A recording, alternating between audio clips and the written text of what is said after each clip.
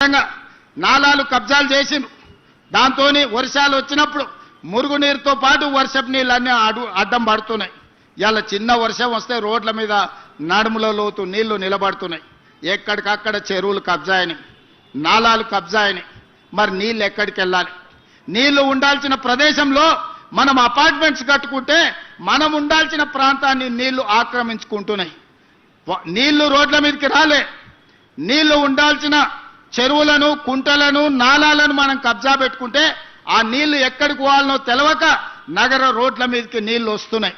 అందుకే ఈరోజు హైడ్రా ద్వారా అన్యాయంగా ఆక్రమించుకొని ఈ చెరువులలో కడితే వాటిని తొలగించే ప్రయత్నం ఆ మధ్యకాలంలో మీరు చూసి ఉంటారు. అక్కినేని నాగార్జున గారు ఇన్కన్వెన్షన్ విషయంలో ప్రభుత్వం తొలగించింది. తర్వాత నాగార్జున గారు గుర్తించి వారే స్వయంగా ముందుకొచ్చి 2 ఎకరాలు అక్కడ చెరువుకు స్వయంగా వారే నన్ను కలిసి అప్పచెప్పి నగర అభివృద్ధిలో నేను ఒక హీరోగా ముందుంటా, మీరు ఒక మంచి సంకల్పంతో ఈరోజు ఆ చెరువును మీరు అభివృద్ధి చేస్తున్నారని చెప్పి 2 ఎకరాల స్థలాన్ని నాగార్జున గారు వాలంటీర్గా ముందుకొచ్చి ఈరోజు మనకు వారు హ్యాండ్ ఓవర్ చేయడం జరిగింది.